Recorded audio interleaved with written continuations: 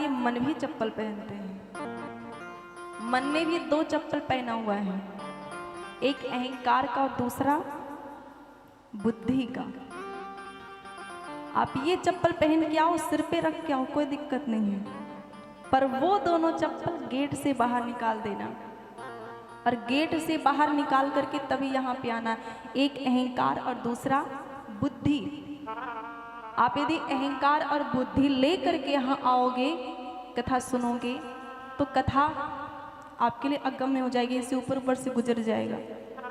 कथा सुनने में बड़ी समस्या होगी, इसीलिए अहंकार और बुद्धि को लेकर के मत आना। और श्रोता ही नहीं थी, वक्ता भी अहंकार और बुद्धि को लेकर के बैठेगा तो वक्ता भी कथा कह नहीं पाएगा, क्योंकि कहाँ राम जी और कहाँ हमारी बुद्धि। अब बुद्धि लेके आओगे, ये जो बोल रही हैं हम अच्छे जानते हैं, ये कहाँ चौपाई बोल रही हैं, ये कहाँ कथा बोल रही हैं, हमें सब पता है। आप ये करोगे तो यही बस करते रह जाओगे सरौता की तरह, फिर आप कथा कैसे सुन पाओगे।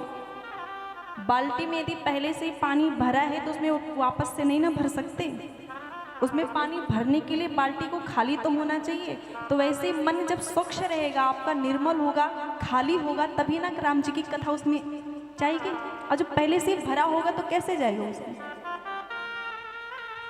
तो अहंकार और बुद्धि को लेकर के नहीं आना है कि यहाँ पे जो है हम डॉक्टर हैं, हम पुलिस हैं, तो हम ऐसे थोड़ी ना बैठेंगे, हम तो ऐसे बैठेंगे, बढ़िया सामने बैठेंगे। भाई जाएंगे पंडाल में तो हमारा स्वागत होना चाहिए। हम हमेशा ये कहते हैं कि आप कथा में आओ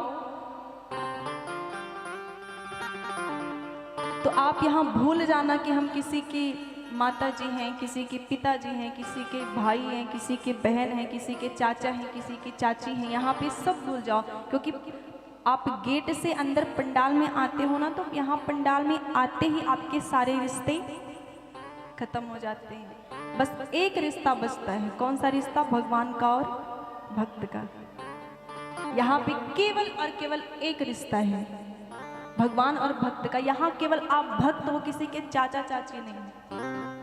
और ऐसा विचार करके आप कथा सुनोगे तब लाभ होगा कथा का। आप अहम भाव, देह भाव छोड़ करके कथा सुनोगे।